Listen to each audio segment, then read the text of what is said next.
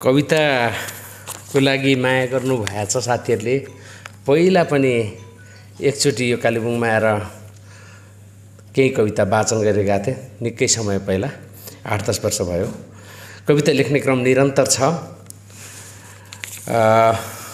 कविता कस्तो, कसरी, कहाँ, के भन्ने कुराहरू भन्दा पनि कहिलेकाहीँ आफूलाई के लेखिराखौँ भन्ने भएर मात्रै यो कर्म गरिरहेको छु भनौँ न।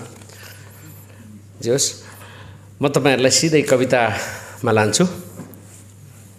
म तपाईँहरूलाई छोटो छोटो 3वटा कविताहरू सुनाउँछु।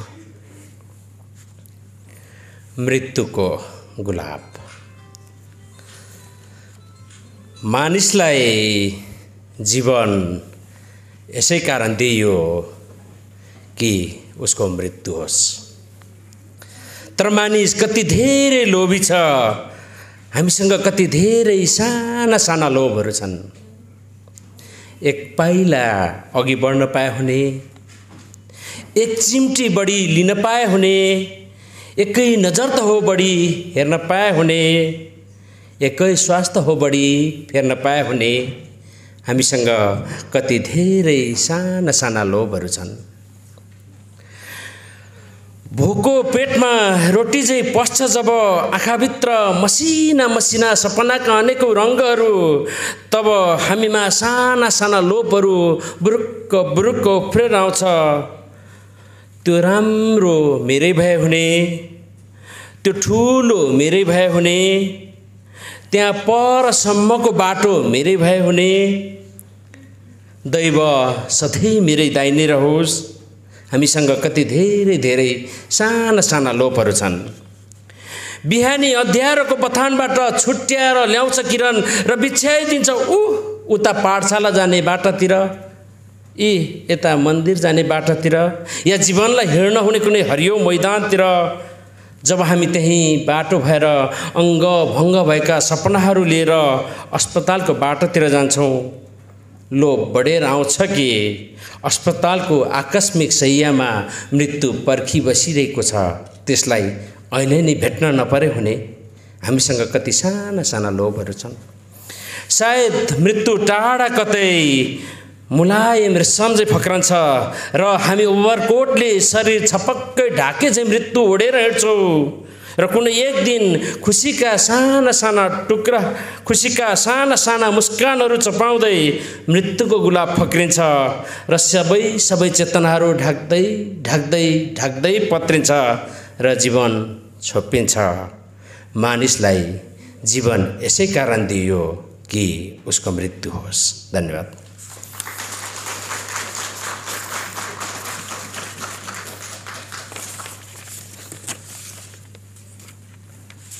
अर्को यस्तै कविताहरू छन्। अलिक के भएर कविता वाचन अलिक राम्रो भइराखेको छैन जस्तो लाग्यो आफैलाई। अर्को सुनाउँछु। प्रेमको लास।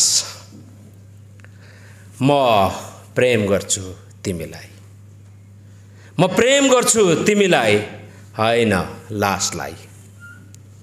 मृत्युबारे सोच्दैछौ आफ्नो, बन्द गर सोच्न।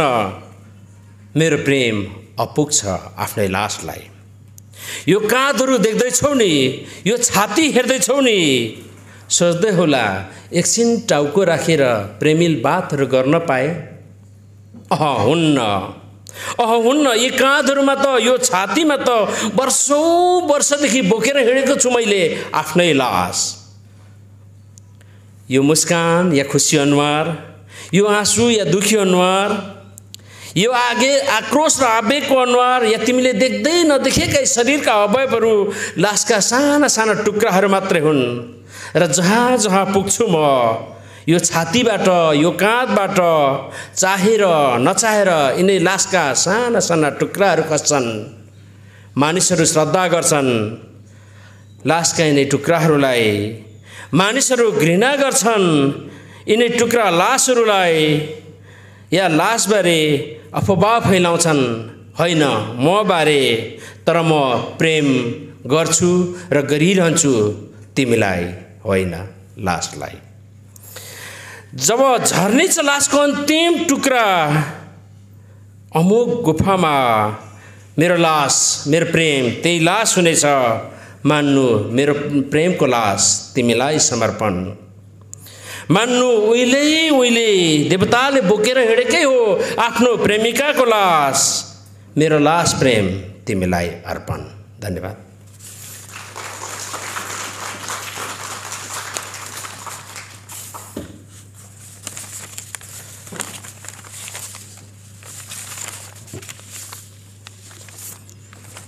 यो प्रेमकै कुराहरू लेखेको छु तपाईँलाई सुनाउन लागि। अरू कविताहरू छोडिदिन्छु अलिक अर्कै हाले। पुरानो प्रेमको कुरा यो सम्झिन्छु। आदरणीय दाइहरू हुनुहुन्छ, हाम्रो राजेन्द्र दाइहरू उमेरमा प्रेम गर्नुभयो होला, तपाईँहरूले पनि गरिराख्नु भएको छ होला।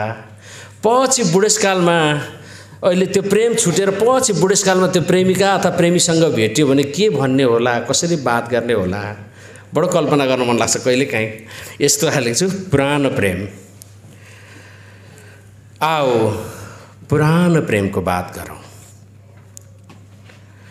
यो पुरानो सहरको गल्लीमा खोलिएको छ नयाँ क्याफे, एउटै टेबलको दुईतिर बसौँ, ब्ल्याक एन्ड हट कफी मागौँ र ओल्ड एन्ड कोल्ड प्रेमको बात गरौँ। नसोधौ बितेका पलहरूको कुरा, नसोधौ आराम कुशलताका कुरा, मात्रै पुरानो प्रेमका कुरा गरौँ। उहिले उहिले हामी प्रेम गर्थ्यौँ, ऊ बेला इन्द्रेणी चाहिँ लाग्थ्यो मुस्कान, रात चिरेर निस्किएको प्रकाश जस्तो लाग्थ्यो हेराए, गुलाबका पत्र जस्तै मुलायम मुलायम हातका औँलाहरू, केश कम्मर कुर्कुचा निधार नितम्ब नहेन, आहा अरू भो कुरै नगरौँ।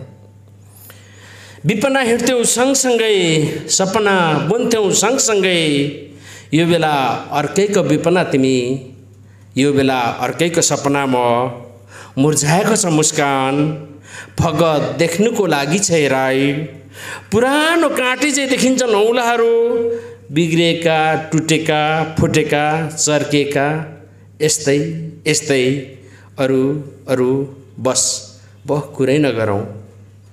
यो बेला तिमी अर्कैको मान्छे, यो बेला तिमी अर्कैको मान्छे, म अर्कैको मान्छे, आऊ फगत पुरानो प्रेमको बात गरौँ। तर हामी प्रेम गर्दै नगरौँ, हामी प्रेम गर्दै नगरौँ। अब तपाईँहरूलाई मैले यति कविता सुनाएँ, मेरा साथीहरूले पक्कै सुनाउनेछन्। पहिलो कवि भएकोले कस्तो अप्ठ्यारो पनि लाग्यो, के मिलेन जस्तो आफै लागिरहेको छ। हस्त धन्यवाद। मैले देवान किरातीलाई किन पहिलो बोलाएको भने नि, अस्ति एउटा स्टाटस थियो क्या, चुपचाप बस्नु मुर्दा हुनु होइन, म चुपचाप छु भनेर एउटा स्टाटस लेख्नु भएको थियो कि। कतिको चाहिँ चुपचाप छ मोरो भन्नु बोलाएको नि, हल्ला गरिराखेर जानुभयो। तपाईँले टिभी त हेर्नै भएको हो, टिभी हेर्दा हेर्दा बिचमा एडभर्टाइज पनि आउँछ होइन। एउटा एडभर्टाइज गर्छु ल। बदलामा केही दिएन भनेर, सुन्नुहोस् ल, बदलामा केही दिएन भनेर यो धाराले मलाई पानी सकियो कहिले भनेर, बदलामा केही दिएन भनेर यो धाराले मलाई पानी सकियो कहिले भनेर, बरु उल्टै सिकाइरह्यो मलाई सधैँ सङ्लो कसरी बग्नु, भरिएर रित्तो भाँडाहरूमा घर घर कसरी पुग्नु, पानी भर्नु धारा गएदेखि नै सिकेको हो मैले जीवनमा पालो कसरी पर्खनु।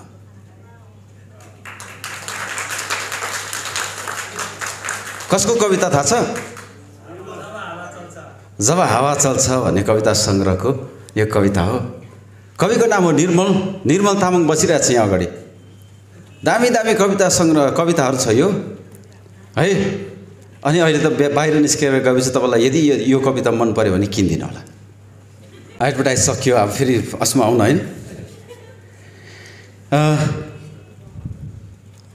दाजुले चाहिँ आफ्नो जीवनलाई नै कविता मान्नुहुन्छ। यो जीवन चाहिँ यात्रामा निस्केपछि त्यसले कविताका यादहरू छोड्छ भनेर उहाँले भन्नुहुन्छ। कवि चन्द्र गुरुङ। म एउटा मात्रै कविता वाचन गर्छु र चाँडै मेरो तेस्रो कृति आउँदैछ, जब एउटा मान्छे हराउँछ। हप्ता 10 दिनमा आइपुग्छ र म यतातिर पनि पठाउने कोसिस गर्छु। तपाईँहरूले माया गर्नुहुनेछ पक्कै पनि, म विश्वस्त छु। र म मेरो कविता वाचन गर्दैछु। कविताको शीर्षक छ बुढो माझीको देश। एउटा मात्र वाचन गर्छु। दिलबहादुर माझी नारायणीमाथि दिनहरू खियाउँछ, पानीकै गाउँतिर रमाउँछ, पानीकै गल्ली गल्ली डुल्छ, रङ्गहीन स्वादहीन आकारहीन बिताउँछ पानी जस्तै जीवन। सबेरै पत्रिकाहरू आउँछन् देशको अस्तव्यस्त खबर बोक्दै, झुपडीको छानामा झुन्डिएको बुढो रेडियो झ्यार झ्यार गरिरहन्छ बेथितिको समाचार। दिलबहादुर माझी खुम्चिएको निधार उचाल्दै सुस्ताउँछ थकान, छापिरहन्छ आफ्नो मनभरि ती प्रतिबिम्बहरू, जो बोक्दै आँखाभरि घर परिवार, सजाउँदै हृदयको भित्ताभरि देश। परदेशिएका छन् गहिरो नारायणीलाई तर्दै, आक्रोश चिच्याउँछन् यहाँ चोकहरू, बन्द हडताल हिँड्छन् सडकहरू। यस्तो अप्ठ्यारो समयमा दिलबहादुर माझी कोरिरहन्छ अनेक थरी क्यानभासहरू, ती घरकुरुवा बुढ्यौली आँखाहरू। यौवनपूर्ण रातहरू पर्खिरहेको अधुरो सुहाग रात, बाका चुम्बनमा लोभिने अबोध गालाहरू। नारायणी किनारमा एक्लो एक्लो दिलबहादुर माझी हेरिरहन्छ, थुप्रै चिन्ताग्रस्त भरिया सहर पसेका छन्, थुप्रै अभावग्रस्त जीवनहरू सिमाना नाघेर गएका छन्। ऊ तर्कनाको माछीजालमा छोपिरहन्छ, परदेशमा बग्ने रगत पसिनाको सस्तो मोलभाव। बिरानो रनमा आयो गोर्खालीको विडम्बनापूर्ण नाद र मुम्बईया रेड लाइट एरियाको अँध्यारो। यो देश दुखिरहन्छ बुढो माझीको छातीमा जस्तै, असङ्ख्य असङ्ख्य मुटुहरूमा छप्ल्याङ छुप्लुङ छप्ल्याङ छुप्लुङ। धन्यवाद। फेरि एउटा एडभर्टाइज। जबसम्म हाम्रो सम्पर्क कायम रह्यो तबसम्म प्रेमको फाइल ट्रान्सफर भइरह्यो। जबसम्म हाम्रो सम्पर्क कायम रह्यो तबसम्म प्रेमको फाइल ट्रान्सफर भइरह्यो। जुन दिनदेखि तिमी सम्पर्कदेखि टाढा भयो, सायद तिम्रो जीवनको भाउचर अरू कसैले रिचार्ज गरिदिँदो हो, वा तिमीले आफ्नो मनको ब्लुटुथ अन गर्न भुलेर हो। मैले पठाएको एक फाइल प्रेम पेन्डिङमै छ। हल्नुड कवि, हल्नुडको कवि सायद यतै होला, हात उठाउनु त कहाँ छन्? हो, पुकार राईको कविता हो यो। कविता तपाईँलाई मन पर्यो भने त्यहाँ स्टलमा छ, किनेर पढिदिनु होला। त हामीले दुईजना कविहरू सुन्यौँ, दिवान किराँती अनि चन्द्र गुरुङ। समुद्र साउथी भनेको के होला मलाई उति जानकारी छैन। कविताहरू मार्फत, कविताहरूबाट आफूलाई व्यक्त गर्न हुनको निम्ति समुद्र साउथी गर्दै दोस्रोचोटि कालिम्पोङ आइपुग्नु भएका कवि बद्री भिखारी। म आज दुईटा कविता सुनाउँछु र ती दुवै कविताहरू प्रेमसँग सम्बन्धित छन्। पहिलो कविता छ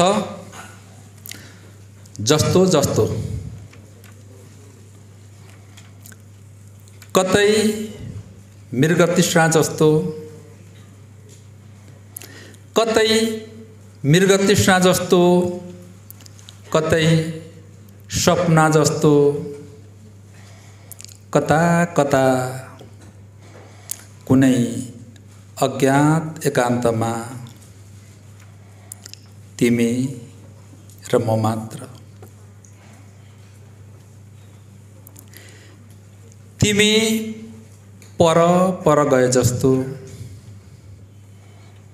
म झन्झन पछ्याइरहे जस्तो।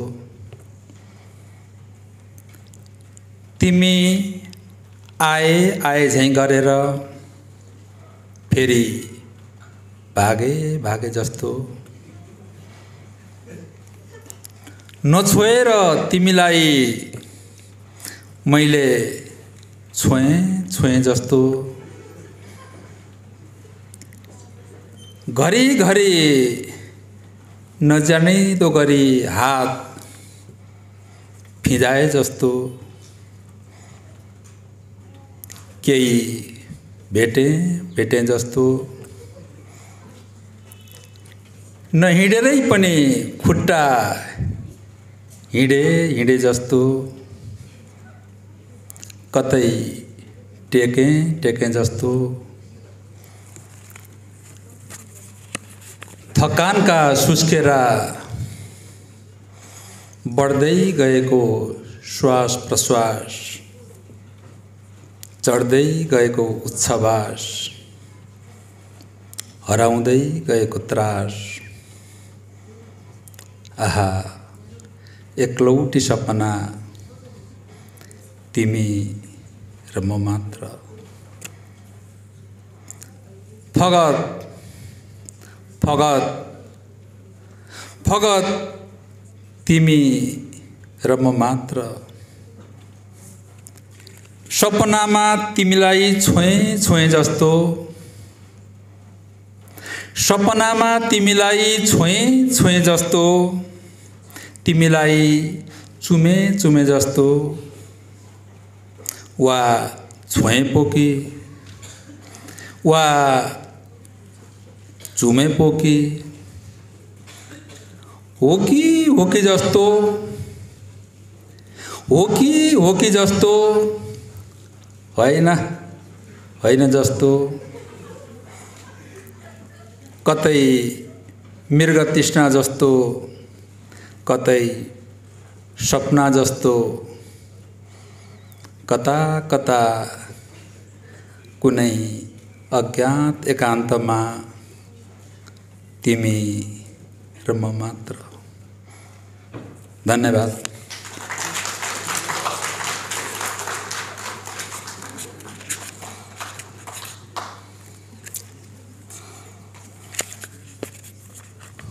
मलाई हाम्रो टिका भाइले हिजो भेटेदेखि नै राम्रो भन्नुभयो। कति खुसी भएँ म, कम्ती खुसी लाग्यो नि त मलाई। म आज तपाईहरु समक्ष एउटा कविता सुनाउँछु। तिमीले राम्रो भनेपछि। मेरो कविताको शीर्षक हो तिमीले राम्रो भनेपछि मेरो ऐना हेर्ने क्रम बढ्यो। असीमित इच्छाहरू उम्रिए, अथाह खुशीहरू साटी। असीमित इच्छाहरू उम्रिए, अथाह खुशीहरू फैलिए। ओठसम्मै छचल्कियो खुसी। कल्पनाको यानमा सैर गरिरह्यो मन। तिमीले राम्रो भनेपछि। आपसे आप प्रेम का ज्वार भाटा उठ्न थाले। आपसे आप प्रेम का ज्वार भाटा उठ्न थाले। सधैँ बिजाइरहने काँडाहरू कोमल, अत्यन्त कोमल लाग्न थाले। तिमीले राम्रो भनेपछि। उज्यालिँदै बल्यो उमङ्गको दियो। उज्यालिँदै बल्यो उमङ्गको दियो। उचालिँदै गयो जिजीविसाको धरोहर। साटिए खुसीमा पीडाहरू। जीवनले लय समाउँदै गयो तिमीले राम्रो भनेपछि बाँकी उज्यालो पर्खिएर अझै हेर्दैछु आकाश। तर यतिका समय बेहिसाब बेखुस बाँचे, म राम्रै रहेछु त। तिमीले उहिल्यै मलाई राम्रो भन्नु पर्दैन थियो। धन्यवाद। फेरि एउटा विज्ञापन। सधैँ असभ्य प्रश्नहरू, शङ्काका बाणहरू, तिरस्कारपूर्ण ललकार, क्रोधका अनावश्यक झङ्कार सबैलाई समेटेर बिहान हुन्छ। यसरी उसको जीवनको सब यात्रा सुरु हुन्छ। सारा निराशाका भार उसैको गालामा बजारिन्छ। प्रेमको समाधि शिरले थामेर मुर्दा भइसकेका चाहना उसको अन्तर मनको आकाशमा सधैँ कालो बादल हुन्छ। के तिम्रो सत्तामा औरत यसरी नै मर्नुपर्छ? साङ्लाहरू कवि हुनुहुन्छ भीमा राई तोलाछा। महिलाका पीडा र सौन्दर्यबारे सिरियस कविता, चिज केही भएको कविता मनपर्छ भने स्टलमा किताब छ, किनेर पढ्नुहोला। निमेश निखिल दाजु एकदम माई डियर दाजु, प्यारो दाजु हुनुहुन्छ। सानादेखि ठुलासम्म उत्तिकै मायाले सम्बन्ध जोड्नुहुन्छ। कविताको सम्बन्ध एकदमै न्यानो छ उहाँको। धेरैवटा कविता सङ्ग्रह निकालिसक्नु भएको छ। यसभन्दा अघि पनि उहाँ कालेबुङ आइसक्नु भएको। हामीले उहाँलाई कहिले पनि बिर्सन्नौँ, उहाँले पनि हामीलाई कहिले पनि बिर्सन्नुहुन्न। निमेश निखिल दाजुलाई म आफ्नो कविता यहाँ राखिदिनु हुनको निम्ति आग्रह गर्छु। समारोहमा यहाँहरूले निम्त्याउनु भयो, त्यसका लागि यहाँहरूप्रति आभार प्रकट गर्दछु। एउटा कविता पढ्छु। मैले पढ्ने कविताको शीर्षक क्रान्ति। क्रान्ति। बटुल्दै आँखाबाट खसेका सपना म फेरि तिमी छेउ आइपुगेको छु। बटुल्दै आँखाबाट खसेका सपना म फेरि तिमी छेउ आइपुगेको छु। भेट यो नहुन पनि सक्थ्यो, थाकेका हुन सक्थे चराहरू, मौन रहन पनि सक्थ्यो पातहरूको सङ्गीत। रातमा रूपान्तर भएको हुन सक्थ्यो यो गोधुली, बिर्सेर हाँस्न फुलहरू शोक गीत गुनगुनाइरहेका हुन सक्थे। र यस्तै यावत सम्भावनाहरू बीच म फेरि तिमी छेउ आइपुगेको छु। किन भावहीन छेउ तिमी, कसरी रात खस्यो अनुहारमा, कहाँ गए मुस्कानभित्र हाँस्ने ताराहरू, जिज्ञासाहरू तछाड मछाड गरिरहेछन् म भित्र। खै त्यो कान्ति मुहारमा, खै त्यो क्रान्ति मुठीहरूमा, खै त्यो आगो आँखाहरूमा, खै त्यो लक्ष्य पाइतालाहरूमा प्रश्नै प्रश्नले घेरिएको छु। मात्र केही सपना लुटिएका हुन्, आँखाहरू अझै जीवित छन्। मात्र केही विश्वासहरूमा पहिरो गएको हो, अझै बाँकी छ हरियालीको आशा। थकाइ आफै थाक्ने छ एक दिन, विश्वास गर। मैलो पहिरनमा एक हुल सुकिला आँखाहरू अपलक निहाल्दैछन् तिमीलाई। तिनका पुरातन आँखाका मसिना सपनाहरूलाई हेर। बाटोभरि झरेका सपनाहरू बटुलेर ल्याइदिएको छु, हिमाली शुभ्रताले पखाल यिनलाई। बिहानी किरणका लालिमाले पोत यिनलाई। बम र बन्दुकसित खेल्नु मात्र होइन क्रान्ति। बम र बन्दुकसित खेल्नु मात्र होइन क्रान्ति। समय कुसमय जिन्दाबाद मुर्दाबाद गाउनु मात्र पनि होइन क्रान्ति। आँसुको गहिराईबाट हाँसो निकाल्नु र सजाउनु उदास अनुहारहरूमा यो भन्दा ठुलो क्रान्ति केही छैन संसारमा। बटुल्दै आँखाबाट खसेका सपना म फेरि तिमी छेउ आइपुगेको छु। धन्यवाद। फेरि एउटा एडभर्टाइज विज्ञापन। उमेशजी विज्ञापन ठिक छ होइन? जसरी लाले हलिदाजुको जुलुस हिँड्छ, जसरी लाले हलिदाजुको भाषण सुन्छ, जसरी लाले हलिदाजुको सिरकुना खान्छ, हलिदाजु त्यति नै हो जति हो लाले। हलिदाजुको खेत आफ्नो भएन, लालेको गोठ आफ्नो भएन। हलिदाजु फिका चिया र रोटी खान्छ, लाले पराल र नुन खान्छ। उनीहरू दुवैलाई पाल्ने मालिक दुइटै खाँदैन। लालेहरूको लामेतातमा लालेहरू यसरी गाउँछन् भोकको गीत। हलेदाजुहरूले पनि त्यसरी नै जुलुसलाई टेक्छन्।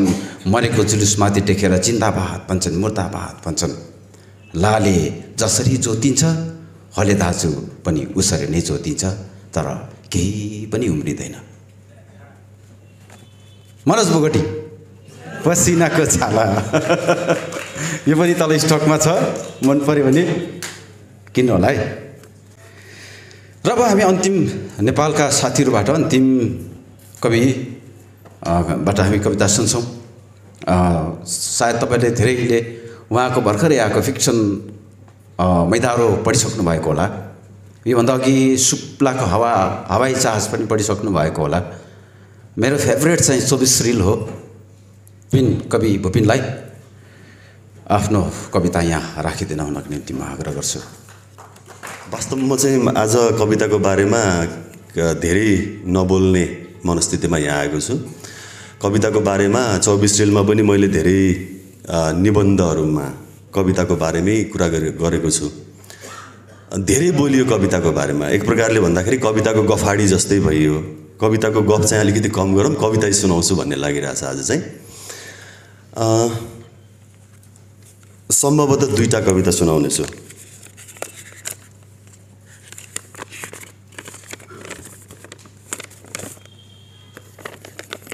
व्याकुल उपनाम किन हटायो भुपिनले जिज्ञासा छ भन्ने मनोजको एउटा धारणा थियो।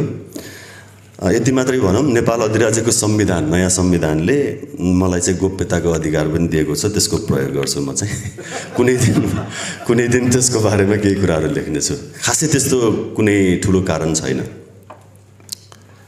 ढुङ्गा। सबैभन्दा अग्लो पहाडबाट झरेको ढुङ्गा सबैभन्दा टाढा पुग्छ, म त्यही ढुङ्गा हुँ फरहान। सबैभन्दा अग्लो पहाडबाट झरेको ढुङ्गा सबैभन्दा टाढा पुग्छ, म त्यही ढुङ्गा हुँ फरहान। दुःखका हजार भिरमा ठोक्किँदा पनि हात सग्लो राखेर, चोटका सयौं भुमरीमा फस्दा पनि खुट्टा दुरुस्त राखेर, हुर्रिँदै चित्कार गर्दै र टुक्रिँदै त्यो ढुङ्गा तल तलसम्म खस्छ र तिम्रो देश यानी यो मरुभूमिसम्म आइपुग्छ, म त्यही ढुङ्गा हुँ फरहान। तिमीलाई थाहा नै छ यस नीलो ग्रहका अग्ला अग्ला हिउँघरहरू मेरा क्रीडास्थल थिए। तीर चढाएका बाण जस्ता उन्नत टाकुराहरू मैले संसार निहाल्ने उचाइ थिए। आफ्नो घरदेखि दरबार पुग्ने सडक बनाउन पहाड फोर्यो पण्डित प्रजातन्त्रले। थरथरायो पहाड बमका विस्फोटनहरूमा। सडक त बन्यो तर म चोइटिएँ, परिवारबाट अलग्गिएँ र झरेँ तल तल र हजार बल्ड्याङ खाँदै आइपुगेँ यहाँसम्म। यहाँ आएपछि पसिनाको मसीले बालुवामा लेखेको मेरो कथा त तिमीलाई थाहा नै छ फरहान। म यहाँ आएँ र देशमा छोरा जन्मियो। म यहाँ आएँ र देशमा युद्ध सुरु भयो। म यहाँ आएँ र मेरा बामा युद्धमा मारिए। मेरी बहिनी बलात्कृत भई र बहुलाई, भाइ बेपत्ता भयो। सबैभन्दा अग्लो पहाडबाट झरेको ढुङ्गा सबैभन्दा टाढा पुग्छ, म त्यही ढुङ्गा हुँ फरहान। फरहान, अब हाम्रो भेट होला नहोला, फरहान, अब हाम्रो भेट होला नहोला, बालुवाका ढिस्का र यी भेडाका बथानहरूलाई साक्षी राखेर आऊ आज अन्तिम पटक बात मारौँ। फिर्ती टिकट झोलामा राखेर भोलि त म उड्नेछु देश र पुग्नेछु भत्किएको पहाडको हाँगामा अल्झिएकी पत्नीलाई भेट्न, जसलाई बिहे लगत्तै छोडेर आएको थिएँ यो मरुभूमिमा। भोलि चाहिँ उड्नेछु देश र पहिलो पटक अङ्गालो मार्नेछु बाउको मुख नदेखि जवान भइसकेको छोरालाई। बेसी फाँटमा उदासीको सुसेली हाल्नेछु, पिपिरी बजाउनेछु टाकुरामा बसेर, बनाउनेछु चौतारो दिवंगत बाआमा बौलाई बहिनी र बेपत्ता भाइको नाममा, त्यसमा चढाउनेछु देउरालीको पाती। सुनेको छु आफ्नो घरदेखि दरबार पुग्ने सडक बनाउन फेरि पहाड फोर्दैछ रे काजी गणतन्त्रले। सुनेको छु आफ्नो घरदेखि दरबार पुग्ने सडक बनाउन फेरि पहाड फोर्दैछ रे काजी गणतन्त्रले। पक्का छ यसपालि पनि पहाड झर्नेछ। लाहुरको गुरुत्वले तान्ने ढुङ्गा नहुन् मेरो देशका युवाहरू। म त कसै गरी अल्झनेछु पहाडको हत्केलामा, तर डर छ मलाई खस्नेछ मेरो छोरा त्यो अग्लो पहाडबाट र पुग्नेछ सबैभन्दा टाढा मिस मेलिनाको देशमा। मलाई थाहा छ तिमीलाई मैले सुनाए झैँ सुनाउनेछ एक दिन मेरो छोराले मेलिनालाई आफ्नो कथा। डियर मेलिना, सबैभन्दा अग्लो पहाडबाट झरेको ढुङ्गा सबैभन्दा टाढा पुग्छ, म त्यही ढुङ्गा हुँ, म त्यही ढुङ्गा हुँ। धन्यवाद।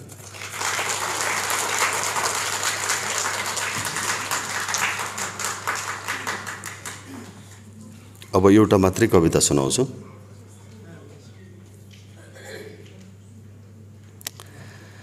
तेईसौँ शताब्दीमा पर्यावरण कविता हो यो चाहिँ, छोटो छ। समयको सुदूर जङ्गलमा बाँचिरहेका लोपोन्मुख मानिसहरू हेर्न बाघहरू आए दूरबीन र क्यामेरा भिरेर।